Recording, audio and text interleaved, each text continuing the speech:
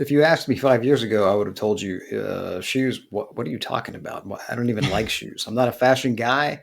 I don't like shoe. I like to flip stuff, and I was flipping things. But as a band director, I was working 70 to 80 hours a week, teaching high school marching band in Texas, which Texas is a big football state. So we had 330 kids in the marching band, and I was Wow. losing Saturday after Saturday after Saturday to marching band and other band related things. And I saw shoes everywhere in thrift stores. I wasn't really a thrifter. I liked to go to garage sales and look online, on the apps like OfferUp and Facebook Marketplace for bigger things. But I was losing a lot of the opportunity to do that. But I found that I could go to thrift stores and find shoes just everywhere, garage sales everywhere, and I didn't know a thing about them.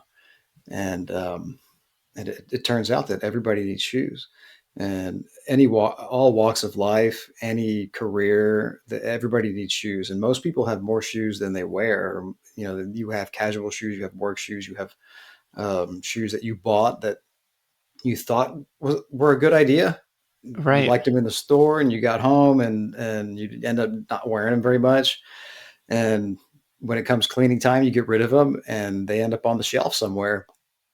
And so we're not And necessarily talking about, high end limited edition sneakers. We're just talking about everyday shoes, dress shoes, not necessarily like collectibles. Right, right. Yeah, I mean, there's a market for that stuff for sure. And we can talk a little bit about that. I'm not an expert in the high end sneaker market. I'm not a sneakerhead. I've done a little bit of that. I can talk a little bit about it. But most of the people that do that, they're pretty familiar with how that works. You gotta be really into it to like doing that.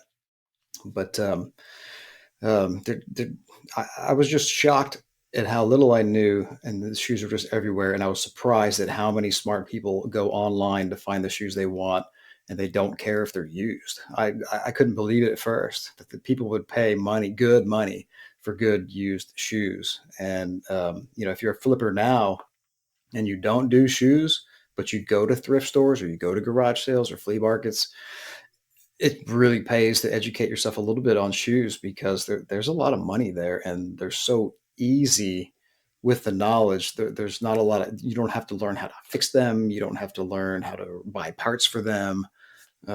They ship easy, they store easy. There's just a lot of, they don't take up a lot of space. There's a lot of upside. Right. Relatively low price point, relatively Hmm. lightweight, easy to ship. You don't have to build a pallet and deal with freight shipping to do this Right, stuff. You could right. So start with, easy to get into right, for right. anybody.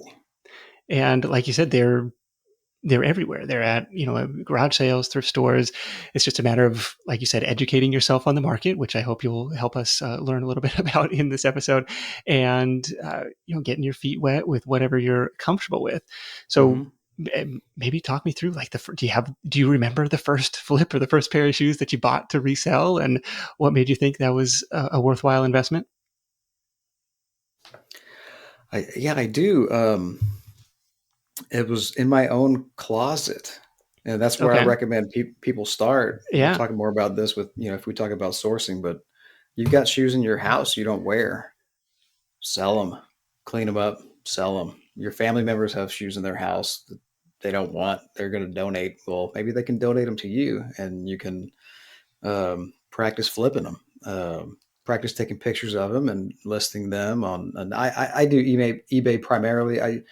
Since I'm still a full-time band director. I I haven't done all of the cross listing, Poshmark, Mercari. I prefer to just focus on one thing and be better at that. And but And that's there's eBay for plenty. you.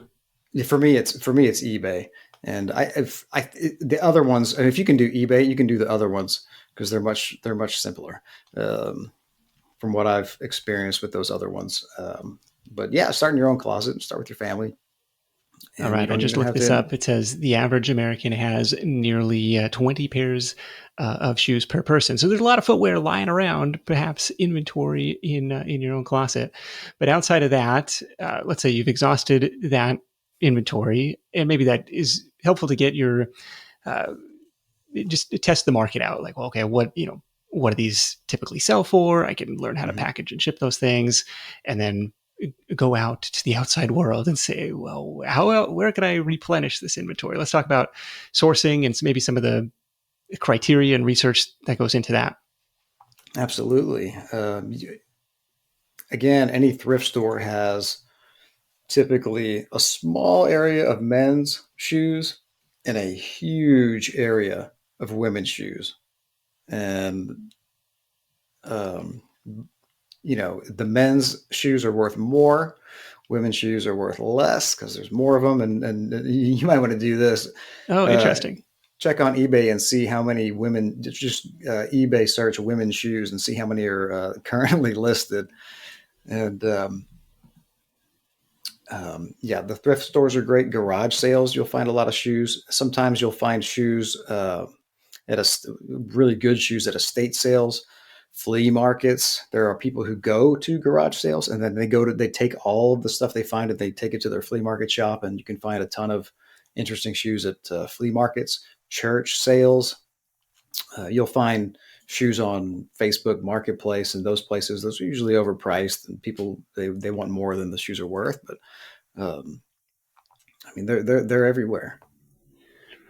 What's a typical buying criteria for you? Let's say you're at the thrift store, let's say you're at the garage sale, you see a pair that looks interesting. Walk me through the process of checking, the brand, the condition, the comps, yeah, all that stuff. Well, the brand is the number one thing. That's what people search for. They know pretty much what brand they want. They know their size, of course. They know what brand they want. They know they've had it in the past. They're pretty smart and savvy about it. So brand is number one. After that, I don't want to make less than $25 profit on a pair of shoes. Anything less than that, it's just not worth my time. But that's just me. Okay. And there are some times when I want to make more than that because I don't have time. If I'm in a busy time of the year, it's like a sliding scale for me. And like on my left, I'll take a lower end shoe, like a $25 profit. I'll take it. And it's going to take me 15, 20 minutes to clean it up, take pictures, list it if I'm fast.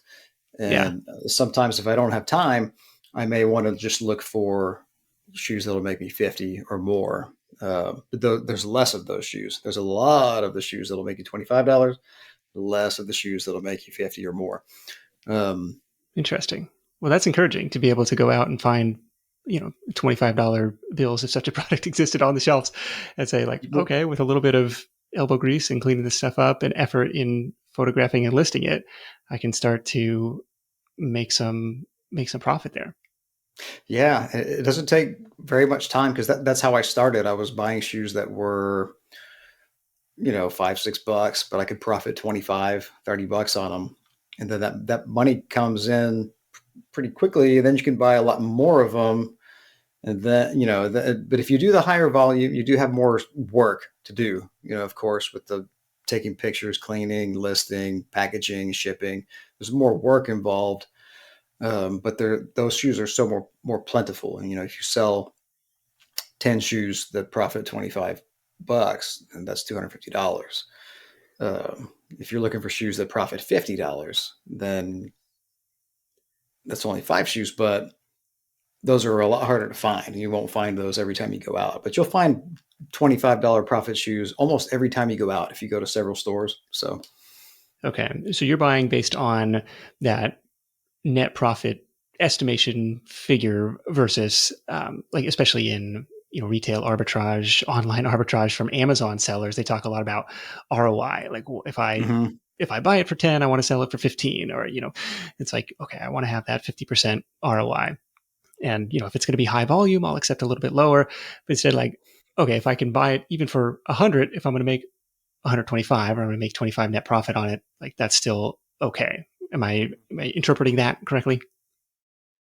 Yeah, I mean, I'm a little more basic of a guy, but yeah, I mean, 5 to 10x is kind of the sweet spot. I don't like to do $25 shoes unless I have the time, um, because it's going to take me 15 to 20 minutes if I select the right shoe. to get that shoe prepped, take So 5 to pictures. 10x the purchase price. 10x is my sweet spot. That I love. I love the Wow. 10x. Yeah, no Um, kidding. and well, everybody does, right? But anything less than five, yeah, I'm not super interested. Okay, yeah, buy something for 10, sell it for 100. Okay, I'm on board with that. What kind of brands have you seen deliver that kind of ROI? uh, well, it's pretty hit and miss because some brands have different levels of what you can find, and some there's also thousands of brands, and there's also different years and different style trends. So I might find a pair of Lucchese boots for 10, 15, $20 that sell for $350. So I'll buy those all day. If I mean, every time I will pick that up, but I might find a Lucchese boot that's a lower level of their brand that sells for 80 or 100. So I don't want to pay $25 or $30 for that one. Um, 100 you retail, not 100 used condition. say again? So if it's 25 or 35 at the store, at the thrift store, and the retail price is 100, you're like, I don't know if there's going to be enough margin in there because used it's going to sell for A lot 50 or something. less. Okay. Yeah, I mean, used if depending on the condition, and we can talk about that at some point. They could sell for a half or a quarter of the price, depending on on the condition. They're definitely not Okay. going to get retail price unless they're very sought after. If they're trendy or they're popular or they're really durable, well-known shoes. Like a Red Wing or you live in the Northwest, so you guys have some really, really well-made stuff that comes out of there. So you could have some pretty worn-out stuff that probably still sells for um, high prices, even though it's worn Okay. out. So, but you need to target the brands that are premium brands to Hmm. begin with. Or really Otherwise, popular. okay. Like Cole Haan makes some really bad shoes that are Okay. cheaply made, but they also make some shoes that are really popular and comfortable and people want them. And they have some vintage shoes that are really well made and people still buy those and still pay a lot of money for those. So Does it say the specific model name like on the tongue, on the heel? Like how do you find out, what you're looking at? every shoe is a little bit different. So if we're talking about Cole Haan, the modern Cole Haans will have a number in the shoe, and all you have to do is search that number on Google. So if you're in the thrift store or anywhere, you just type that number in. It will tell you exactly what shoe that is, and then you can go. I use the eBay app, and I'll just search that eBay or search eBay for that shoe and see how it's selling. Look at the sold listings and make my decision there. Like the Cole Haan 0 grand are still doing really well. They're really lightweight. They look like a dress shoe, but they fit like a sneaker. They have like a sneaker sole. Okay. Those are really popular. They look great. They sell really well. So you just have to beware because sometimes it might be just because you see the Cole Haan brand, it might not necessarily be a hit because Yeah, you nailed it. it could be a lower, I guess a lower model. I mean, it's like I'm trying to think of an example. It's like, well, you could buy, the what I'm blanking, but like you could buy like the really low end trim of a car, or you could buy like the Hmm. top of the line, something Escalade. Okay. That's right, but it's even more extreme because Cole Haan you could buy a $180 Cole Haan shoe that's trendy, and then I might find it in a store and sell it for 60, 70, $80. Or I could find a cheap Cole Haan and look on eBay and it sells for $20, but at the thrift store it's $5. I'm not going to buy that. Okay. Um, so big brands like that usually have a big spread. Another men's brand is Johnston and Murphy. Everybody thinks Johnston and Murphy, big men's brand. They don't make very good shoes anymore. They make a lot of them. So on eBay, they don't bring the big prices unless they're vintage and they're made in America. They have different levels of shoe that are handmade, and some are not. Some are glued, some are stitched. Huh. Okay. So checking the comps is, like you said. I mean, it's really important to check the comps.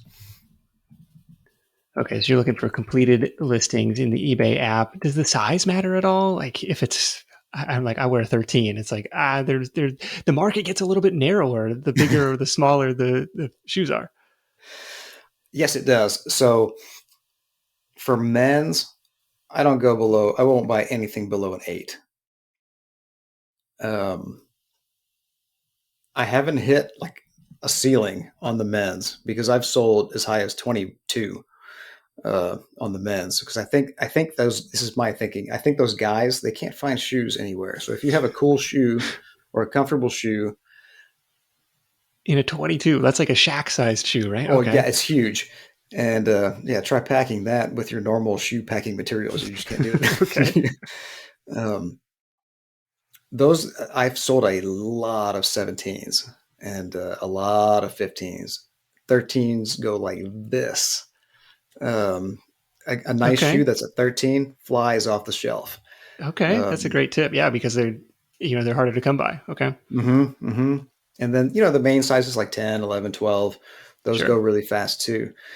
The women's, nothing below 6.5. I don't like to, unless it's really cool and it's a very special shoe. I don't like to go below 6.5. On the women's side, it's the bigger women's shoes that take a long time to sell. So anything over 8.5 on the women's takes a lot longer to sell. If it's a great shoe, you'll find women that are like, oh, thank you so much. I've been looking, for this forever. I just can't find my size, and they'll be so happy that you had this shoe, but they take a Yeah. long time to sell. So That's be interesting. You careful think it with. would be the same? Like if the big men's sizes are flying off the shelves, like you think it would be the same just because they're harder to come by. But you never know. Yeah, it just depends. All right. Well, that's a great tip on the sizing. Thanks for sharing that. Are there any other brands that you like that have been hot sellers that you're like, oh, if I find one of these, I know it's going to be a good day? There's probably 200 or so that are in my brain that I kind of look for. Yeah. Gosh, that's a lot. I mean, everybody knows the. We'll start with running shoes. Everybody knows the top running shoe brands to look for. You've got Adidas, you've got Nike, you've got Brooks. One everybody might not know is Hoka One One. The Hoka shoes sell really well. There's a lot of people that really like those running shoes. A lot of people buy Brooks. Um, That was the closest I came to buying a pair of used shoes, actually Nike runners, because it was like, this specific model that I'd had a couple pairs of. And then they kind of changed them. Like we went to the right. store and it had changed just a little bit. I was like, well, if I could just find the kind that I had last time. And, so you go on eBay and they were like half off, but I was, I don't know. Are they worn out? Does this person have a funny running pattern or something? But I don't know. My running days are behind me. Well, and that's what a lot of, you go to a thrift store and you find a Brooks Adrenaline 16 or something that's older. There are people that are looking for just that thing. They love the one that they had and they don't like the Right, new right. one, and they don't want to change. They want that one. And so you can still sell those shoes if they're clean, and like you said, they didn't have some weird running pattern where the outside's all worn out or the inside's all worn out. Um, Okay. but So don't necessarily discount the ones that are a few model years old. People might be looking for that specific thing as long as the margins are there. It seems like it's in good condition. Do you ever come across stuff that's like I don't know, there's no way I could honestly list this and call it in good condition. Like there's a hole in the sole or it's just like it's falling apart. Like I don't know about this thing. my limit is, would somebody wear this? Would I wear this? And on the running shoes, if it's worn uneven, No. If it's full of cat hair, no. No. Because I don't like cat hair. I don't like cleaning cat hair. If you know that where your heel goes in, if it's got a hole in it, no, I would never buy anything like that. Or you know where you put your heel in and it's Oh, broken right there, yeah, yeah, yeah. Okay. like somebody didn't unlace it and they stuck their heel in and broke the heel counter. We call it the heel counter because it's going to cut your heel. I would never buy that. Or if there's just tears on the sides, or if their heels rub together and it's all torn up right there. Yeah, so that's helpful on the running shoe side. Anything red flags wise on like the dress shoe side or the more casual shoe side? Oh yeah, on the dress shoe side, it's always the same. They'll have a leather sole if it's a higher end dress shoe, and this was like an $800 shoe new. Dang. They're always going to look gnarly like that just because it's leather. So the moment you wear it on concrete, that's just going to happen. And but so the first thing you do is you run your thumbs through here, and if it gets really soft right here, it might need a resole. If Like it's right under very the ball of soft, the foot if you're on yeah, audio only. Bo's giving us a nice demo here. yeah. So and on the toe, if the threads are worn all the way through on the toe, might need a resole or some fixing on the toe. And on the Is it ever heel, when worth you doing that, or is that something you're just oh trying to yeah, avoid? I mean for an $800 pair of shoes, Okay. heck yeah. So you can actually sell shoes that have wear, and if it's a high end shoe, um, and most people that go through thrift stores they don't know what this is. This is Yeah, it just looks like a black dress shoe. Yeah. yeah, it What brand? does. It looks like What a brand is black that? dress. This is a Cheney. It's made in England, so no one that goes into a thrift store is going to know what this is. And if Yeah, you're never listening, heard of it. you can't see it, but I have a little bit of knowledge. And on the bottom it says "Made in England," and to me, a handmade shoe in England is probably pretty expensive. I'm going to look it up, and also the nail pattern on the you probably can't see it, but on the heel is indicative of a Cheney. But even if you're just listening, if you look at the back of the heel, you want to see if the heel is worn into the leather of the heel. If it is, it needs a new heel. If there's plenty of rubber left on the back of the heel of a men's dress shoe or a women's dress shoe, then you're good to go. If it's in the middle, you're good to go. Somebody will buy it. Like this shoe is plenty fine. There's plenty of that. If it's into the leather, it's going to need a more expensive repair, maybe $40, depending on where you live. But like Okay. this one's in great shape, but it just looks a leather sole is going to look nasty when you look at it. You just have to look at the threads and then check for soft spots. I guess that's my number one tip is check for soft spots. That'll tell Okay. you if the sole's worn out, and check the heel. You recall what you paid for those? $6. $6. Okay, and you expect to sell for 400 or something used? No, no. They're older, 100 and something, 100, maybe 140, 160, maybe. Okay. Still, fantastic ROI. Yeah, I'm happy That's with a it. good find. Okay. They're also my size, so we'll see. Well, there you go. You wear them for a while, even better. I tested these personally. They work great. I want to ask, do you ever source online, or is it you kind of want to see it in person? And by online, I guess a couple different directions. I've heard of people doing Amazon to Amazon flips, like where for some reason the size, 8.5 or whatever, for whatever reason is like 80% off, whereas everything else on this particular SKU is still, at full retail price. So curious about that. And then through any of the marketplace apps, you said Facebook Marketplace tends to be higher priced. People are a little more proud of what they're selling on there. But, OfferUp or Poshmark, any of these other uh, apps, either clothing specific or just general kind of classifieds apps for sourcing. I haven't done a lot of that.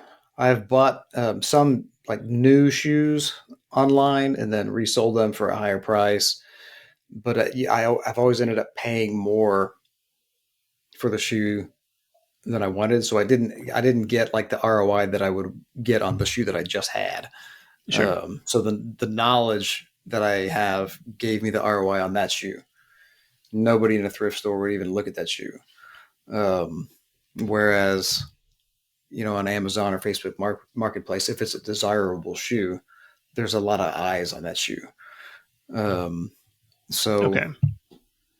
um, That's fair. I Taking advantage of like the marketplace inefficiencies. Okay. yeah, I think you could definitely do what you just talked about. If you were really savvy, I just have not experienced in that, so I don't want to speak too much to that. Sure. And there's all sorts of, crazy software tools that'll, give you the price Hmm. alert to say like, oh, here's the spread, you got to buy all that you can in this size. And it's, they look at the Keepa data, over the price history of this thing. There's a lot going on there. And maybe that's down, maybe that's something to play with down the road. We've got a whole episode on online Maybe, arbitrage. maybe. I'll link that up in the show notes for everybody too. Um, okay. But the flea markets, the thrift stores, the church sales, the garage sales, any any other places that have been unexpected treasure troves of inventory? Connections. If you are going to do something like this, make connections with the people that are at those places. I've made you meet the manager, you let the manager know what you're doing. Let's say my wife had $120,000 student loans when we got married. Um, I let those people know, like, hey, man, well, I got to know them first, of course. I got to know their kids' names and things like that. And you get to know them and you let them know what you're doing. And then you'll get the invite, like, hey, we got some more boxes in the back. You want to go look at it? Yeah, Oh, I do. okay. Um, and you cashiers who know you and you come in often if you have a routine. And I recommend building a routine into your daily schedule if you're interested in something like this. You have your daily life, but there's a place here you can just stop by every day or every other day and make a routine out of it and meet the people, talk to the people. It might not be the discount day that day, but if they know you and they like you and you're nice to them, hey, it's not half off day, but I like you. I'll give you a deal on these, and I'll just put it in Okay. right there. That's helped me quite a bit. But as far as other places, that's pretty much what I've stuck to. And my fear would be kind of exposing the big secret that there's unknown margin in these things. Like, oh, I'm going to buy these for $6 and sell them for 100. And if I'm the thrift store, I'd be like, well, shoot, could you at least give us 30 or something for it? It's like, if I, that's, but maybe that's not their mentality. Look, we got it donated, we got it for 50 cents. Like, we're making a good margin on it. You're making a good margin on it. So it's interesting to hear. Like, no, if you build those relationships, they're going to try and help you out because their goal is to clear out that inventory first and foremost, rather than, Right, because they have to put more maximize out. Yeah, yeah. They have shopping carts full of this stuff, and they have to put it out, and they don't have anywhere to put it. So for me, like at the stores that I go to, that if I can go in the back and get the shoes before they put it out, they're happy because they don't have to put it out. Um, yeah, less work for them and less competition for you. yes, yes, which is great because on half off day when the store opens, it's it's a hustle. Oh, there's other people doing the same thing. Do you ever get that pushback when you try and explain? I can see you there in the aisle. You're checking comps, and do you ever get people coming over, employees or other shoppers, be like, "What's going on over here, Mister? What are you up to?" No, not with shoes. I got over the initial weirdness of checking women's shoes when I first started. They're like, why are you going through women's shoes? Okay, People okay. looking at me like, no, no, I just like women's shoes. Okay, so let's say you have gone out to your thrift store. I've got a handful of Targets near me. I maybe have to go do a little searching and scanning. Not as easy as scanning a barcode in the Amazon app, but a little bit of legwork trying to figure out, okay, well, what are these things realistically worth in the condition that they're in? Let's say you bring them home. Talk to me about, I'm guessing pretty minimal prep and just cleaning them up. I don't know, do you spray like disinfectant spray if they smell at all, or like just trying to get these things ready to get photographed and get listed? They only need to look good enough where somebody would want to put them on their feet. So they don't need to look brand new. There are some products and tools that I used like from the start that I still recommend people use, and they're not expensive. They're easy. I have a lot of products that I use because I have dealt with a lot of different materials, with exotic leathers and things like that, where you do need to buy like some specialized stuff. But when you're starting out, it's really cheap. It's really easy. And uh, as far as the odors go, I do deodorize anything that stinks. If it's a sneak, like a running sneaker, I do clean the sneaker in the sink, and I'll run it through the washing machine. I have like some special bags that I put them in, like those mesh bags, and some Oh, okay. plastic shoe trees that I'll put in there. And I have a special cleaner that I'll put on there that deodorizes them, and I'll clean any dirt, soil off the sole and the midsole around the outside of the shoe. And like this one, if you're watching, it's got dirt on the sole and on the sides. I'll Oh, brush all okay. that off in the sink and clean all that up. Yeah. That's no problem. And if it's too dirty, if it's so dirty in the store that it's going to take me a long time to clean it, and it's not the profit margin's not there, I just won't buy it. Yeah. But over time, you kind of you learn the hard way. If it takes you a long time to clean something, you just won't like you'll never buy that again. If you see that level of dirtiness again, like I will never buy a shoe that smells like smoke. Oh, No, okay. Not worth it. it's not worth it. I have a ozone generator, and you can use an ozone generator to get the smoke smell out, or a mold mildew smell. You can get that out with an ozone generator, but it's like it better be worth it for you, man, uh, because it's going to take you a while. And cat piss, that smell, cat hair, not going to do it. I just Not don't gonna like touch it. that one. It's Okay. too hard to get the hair out. I mean, you can wrap packing tape around your fingers and get in there and try to get all that hair out, but Uh, it better be yeah. worth it. I've got several shoe cleaning kits that come up on the Amazon search here. They're all sub $20. So uh, some a Hmm. little bit of product and a little bit of legwork to get that done, and then you're ready to get it photographed and listed. Have you got Hmm. the white backdrop photo studio where you're taking product photos of these things? I do. I do. Yeah. I have a. You can find it on Amazon. It's a white photo paper Yeah. hanging on the wall, and it goes over a small cheap table I got at Walmart. And I've got three lights, two on the side, one on the top. And my photos look better than like most everybody's. So not everybody's, but most everybody. So when I'm looking at comps, I know I can put my prices. I can pick my prices towards the top of the comps. If you're just starting out, you don't want to set your price at the top of the comps that you see. If you sort it by highest first, you want to go down about 10%, 10 to 20%, depending on how good your listings are, how good your pictures look. And Okay. so I have a white background, infinity looking background, just because there's a white piece of paper behind what I've got. Yeah, that's great. And so by presenting it as a premium listing, like, look, I'm going through the effort to make this an enjoyable shopping experience. I'm a professional and it looks good, versus somebody else, I'm picturing, I just take the picture straight down while they're still on my feet. Like, here, take them or leave them. It's like, okay, it's going to make it stand out versus everybody else on that search results page. So Mm-hmm. that makes total sense.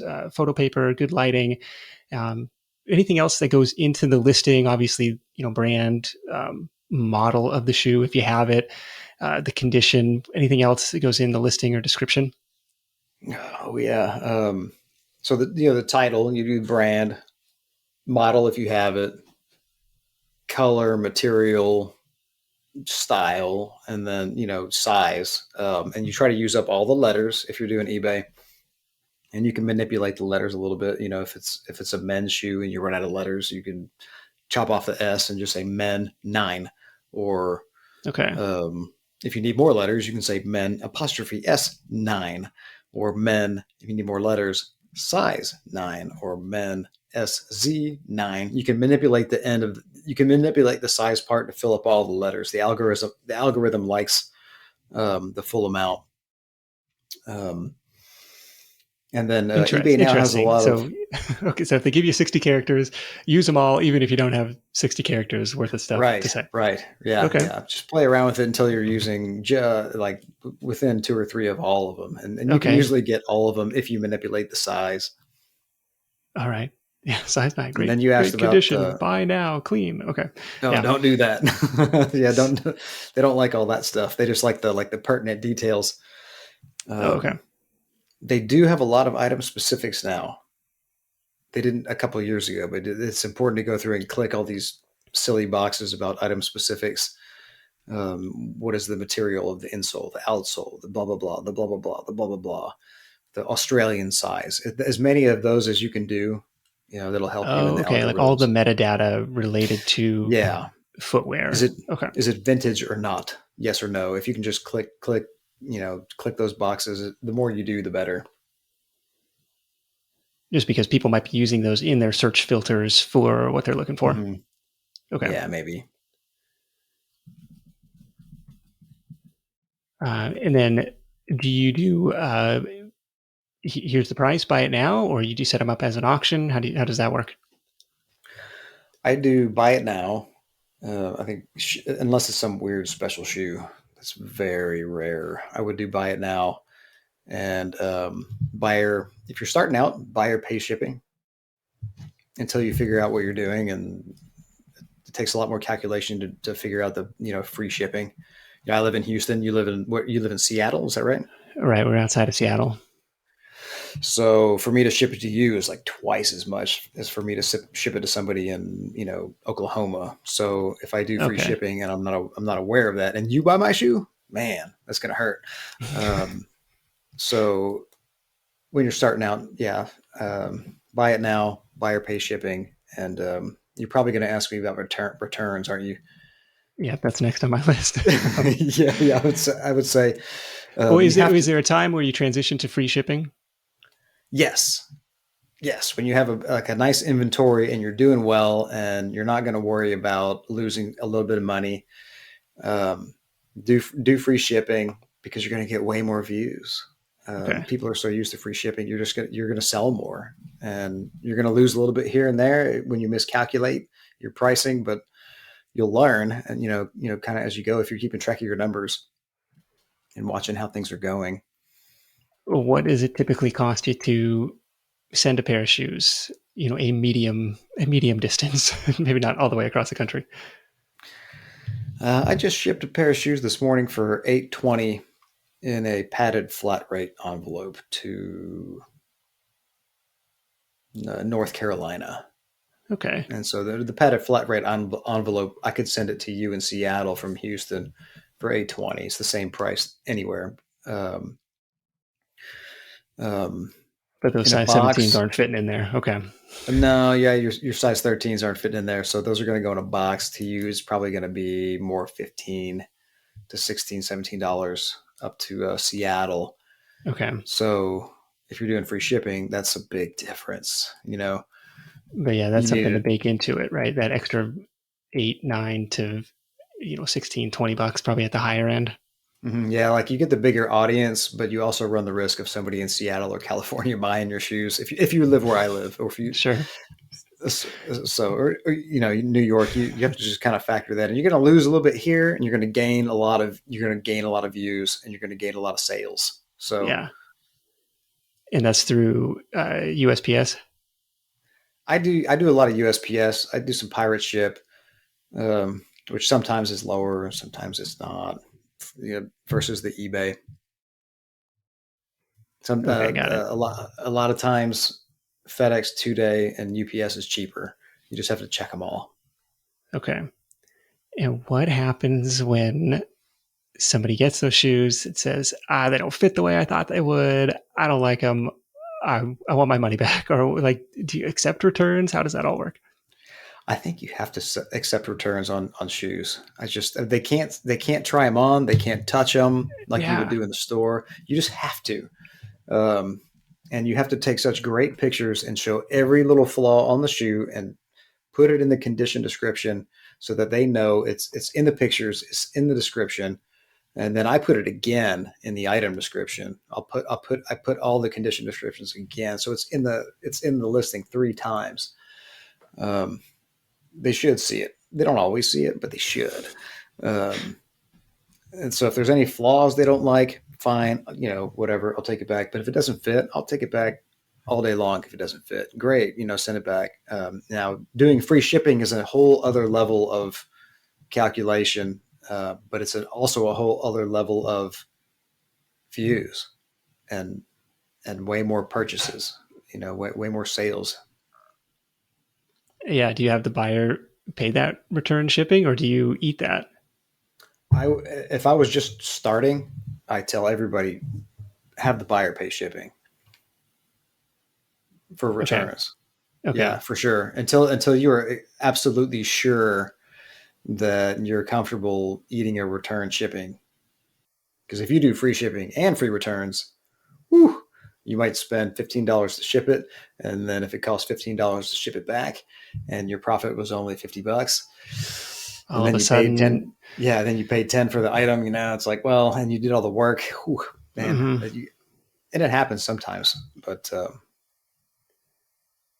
Yeah, that was the value prop of Zappos in the early days, and everyone else was kind of forced to follow free shipping, free really, returns. Say you got to try them on, and it was an expensive, expensive model to run. But they did pretty well sticking to retail pricing and stuff. But it was not cheap to do that. I know they accepted a lot of returns as an affiliate of theirs. I would watch my the commission that I earned in the month, I'll get clawed back the next month. Not all of it, but a pretty big chunk of it. Oh, lots of people making returns there.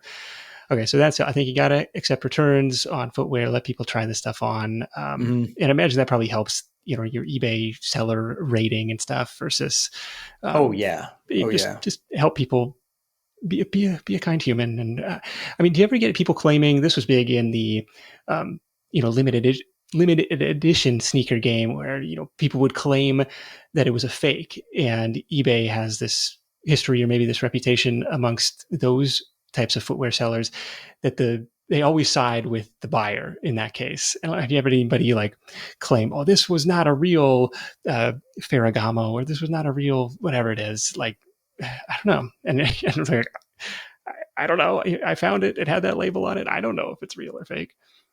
I've had one claim like that. And I've sold Gucci, Prada. I've sold all this kinds of stuff the stuff that's typically, you see fakes everywhere that you have to be careful for when you're outsourcing. But one, there's a crocodile ankle boot, full crocodile. The company that it was made, they never did any kind of embossed leather, or they never did any.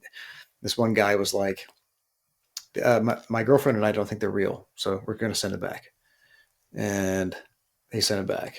And then I listed them for like $20 more to cover that shipping, because I did do free shipping on that one. Okay. And somebody bought them right away. I mean, they were real. I didn't have any doubts in my mind that they were real.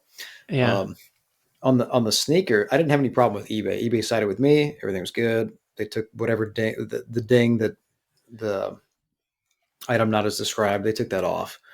Okay. Um, the sneakers these days, like the high end sneakers, they have a special service where they verify the authenticity of a sneaker over. Well, it was $200. It might be $150 now, but any really expensive sneaker like a Nike Off White or high end Jordan or something really valuable, Yeah.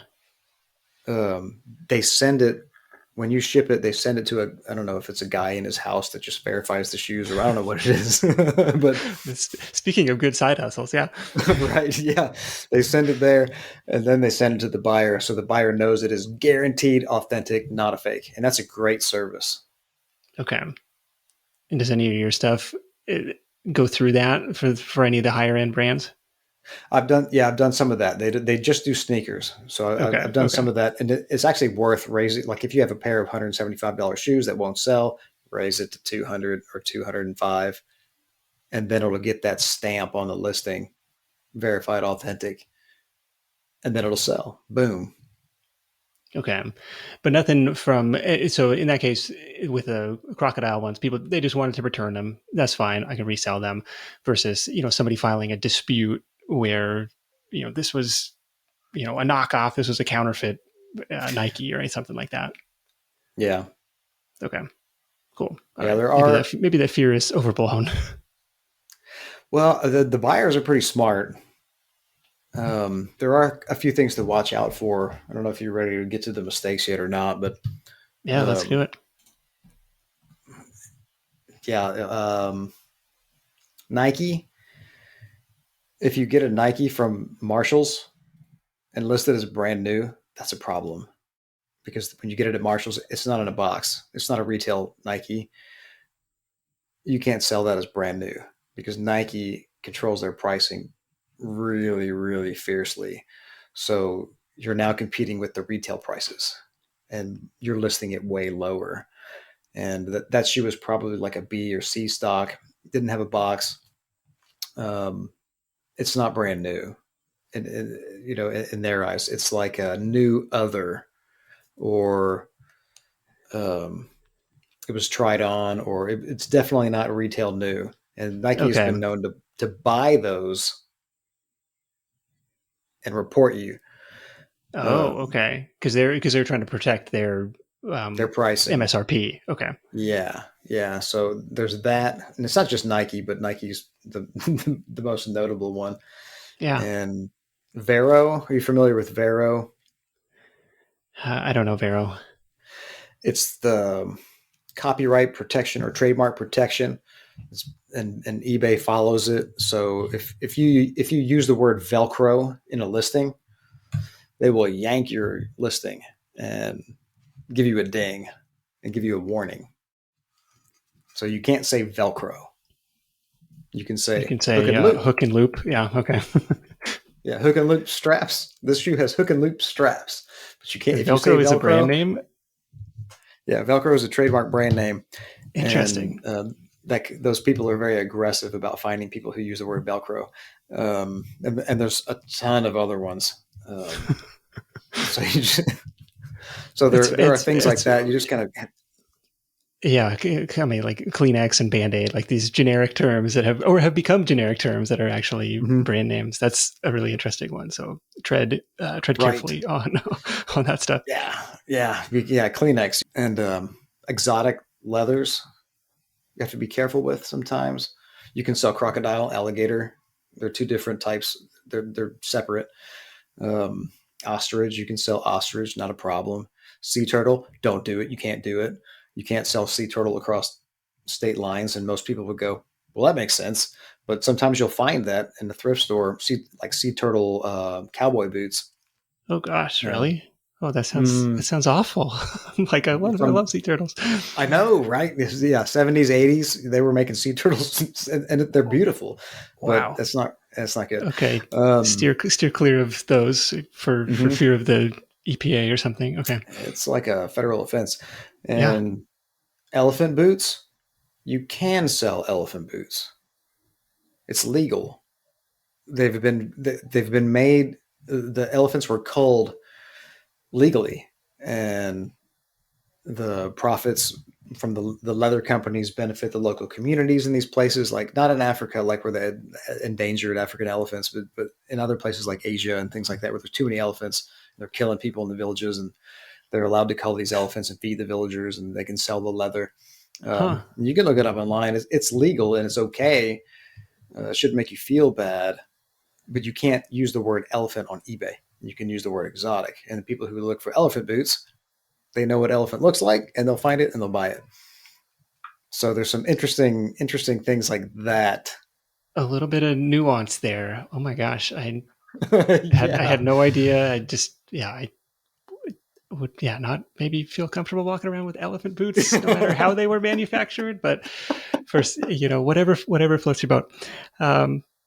This that's yeah, it's helpful to say like, okay, yeah, the things you learn after putting in some reps in the business. I mean, Yeah, it's the same in any industry, I imagine. Just the yeah, ins and outs and different, rules of the game that you learn by doing it. I was going to ask if there were any um, either products that you bought and you thought were going to sell and you ended up sitting on, or a memorable flip that you think the audience would get a kick out of. yeah. We had, I mean, just endless shoes that I thought would sell faster than they did, and an equal amount of shoes that I thought wouldn't sell but sold instantly for less than I should have priced them. That feeling you get when it just sells too fast. You're like, oh man, I didn't realize what I had. Um, Is there a sweet spot for what you would like to see them turn in? Shoes are longer tail sellers. They take a little bit longer to sell because you're looking for somebody who wears that size, wears that shoe, and Yeah. is willing to wear maybe a used shoe. So sometimes they take a little bit longer to sell. So anything that sells in a month is great. Yeah. Anything that sells in 3 months still really good, depending on what your model, kind of what your model is. Okay. Um, And so when you're looking at those comps, it'll show you the last sold date. And you can see the if date. if the last sold date is like 18 months ago, you're like, it was a good price, but maybe you don't want to hold on Yeah, to it for that long. yeah. Or yeah, when you search the shoe, it'll show you how many are for sale at first. If there's 10,000 for sale, and then you go click on sold listings and you look at the sold listings and there's 10. You're gonna go, no. Okay. Okay. Out So of a sell thousand, through rate very low. Okay. yes. Yes, is pretty low. So that shoe might take a long time to sell. Okay. Fair enough. Is there anything that you're using to manage the inventory, keep track of what you paid for an item, whether it's listed like kind of the workflow of certain things? Just keep it on a spreadsheet, and I keep my pictures on my computer and back them up, and I have a storage unit. Humidity and heat are really bad for shoes, and it depends where you live, how you store them. You can store them in your house, of course. If you have a closet, you can store them in your house. If you're doing small time stuff, you can store them in your house. But um, the humidity will kill like synthetic materials, like foam. It'll wear them out. Like if you have hiking boots in your closet in your master bathroom for 10 years, there's a good chance they're going to fall apart. So when I source, I haven't said this yet. This is really important, Nick. When you go out and you pick a pair of shoes up and you think it's good and you're like, I want to buy these, you have to bend the shoe and then flex it. So you bend Okay. it and then twist it. And if nothing breaks on the bottom or the sides, then it's probably okay. But I can't tell you how many shoes I've had where they just split in half. Even shoes that look brand new, Mm. because polyurethane, that rubber foam stuff on some comfort shoes. Echo is a really bad brand. If you see Echo, I've made a ton of money on Echo, but if they're not stored correctly, they will just completely fall apart when Huh. you do that. Hiking boots, same things. You go hiking a couple times and you leave them in your closet for 10 years or your garage for 10 years, they'll just disintegrate um, on you. So bend flex test. That's the number one test you do before you buy a shoe. Okay. That's good to know. Make sure it's been stored climate controlled. Are you comfortable sharing a sense of the inventory that's in this climate controlled storage unit right now? The max I've had is like 400 or 500 shoes, and I've got other stuff in there too, of course. But if you have 300 shoes, you're selling every day. You're making Wow. money every day. So, I mean, if your pricing is good and you're keeping track of it and you're staying on top of it. Well, this has been awesome. I'm learning a ton. I may have to go down to the thrift store and see what I can find. And uh, yeah, like you said, if you do 5 or 10 of these a month with that target margin of 25 to $50 or more, then you're all of a sudden you're erasing some bills with this one. And then you can obviously scale it up as Beau has to the air conditioned storage unit with 400 pairs capacity, and you'll be off to the races. But Beau, what's next for you? You still got the band director gig. Where do you want to take this thing? What does the future hold for shoe flipping or other flipping in your future? I have a 3 month old um, right now, so I'm sort of chilling on the whole hustle thing right now. But I want to get back into the big hustle and exercising, traveling, and paying medical bills with flipping money, and traveling with flipping money, and um, saving with the other money. And I do want to build a cheap course, something that's affordable for people to walk them through all of this stuff, because it's totally achievable for anybody. So that's kind of one of my next things on the horizon, hopefully pretty soon, is to make a course that's easy and it's affordable, um, to walk everybody through the small details, the minor of all of the stuff we're talking about today. Oh, very good. Once you have that, be sure to send me a link for it. We'll add it to the show Okay. notes. Is there, I don't know, do you have a timeline? Is there a place where people can come and join the waiting list for that or follow along on social media to stay in touch? Man, I don't, but like I told you, Melissa and Rob over at Flea Market Flipper, they've got a workshop that I've done for them, and they have a list of brands that sell, that I've done for them. So maybe they can help.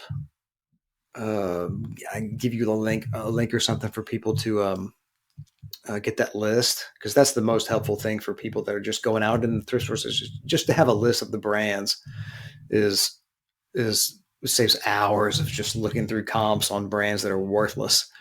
Yeah. Um, so if they could get you that, if they'd be willing to do that, that'd be super helpful. If not, maybe you and I can work together. We can get your listeners that list. That's right. And Rob and Melissa, I know you've teamed up with them to host the shoe flipping workshop for those guys. They have been kind enough to create an affiliate link for me for that. So I'll link that up Okay, great. in the show notes for you. That's going to be at sidehustlenation.com/shoes, sidehustlenation.com/shoes. You can find that over there.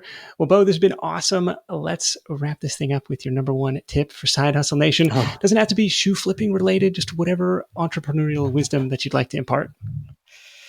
man, I'd say if your heart guides you to something, try it. If you dive in smartly and learn from somebody who's already done it, find somebody on YouTube or find somebody don't overwhelm yourself with all the details of trying to start. This is a problem I struggle with myself, particularly with that course that I was just talking about. There's so many details, you want to get it right.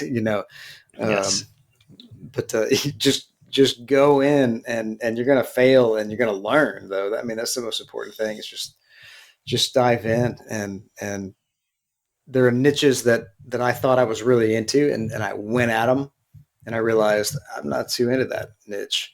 And then I went another one, loved it. Now I'm going to move to another one, and then I ended up on shoes, and I still like shoes years later. Yeah, I'm with you there. In a lot of endeavors, done is better than perfect. And you learn so much more by doing the thing and getting off the sidelines and into the game than you ever would just reading about it and watching about it. Of course, educate yourself as much as you can, but you're going to find your learning curve accelerates once you get in there and actually start trying it. So, very much appreciate you joining me. We will catch up with you soon. I've got a couple takeaways from the call, a couple themes that stood out to me.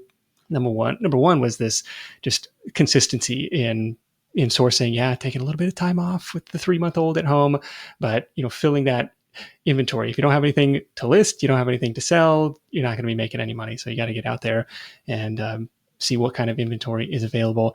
And then the other thing was the power of relationships with these, uh, with these thrift store owners, operators, employees.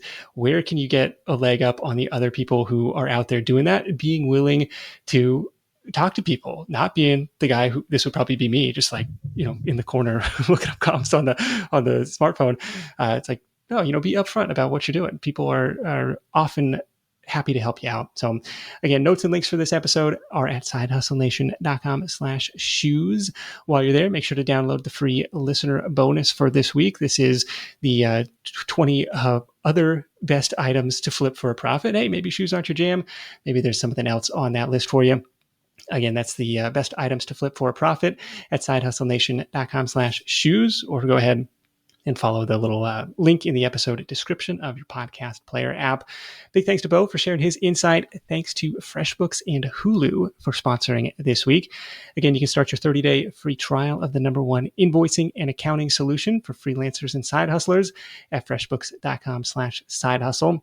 And now you can get your business in front of a targeted audience through Hulu's streaming ad service. Campaigns cost as little as $500 to get started. Check it out at huluadmanager.com/stream. That is it for me. Thank you so much for tuning in. Until next time, let's go out there and make something happen. And I'll catch you in the next edition of The Side Hustle Show. Hustle on.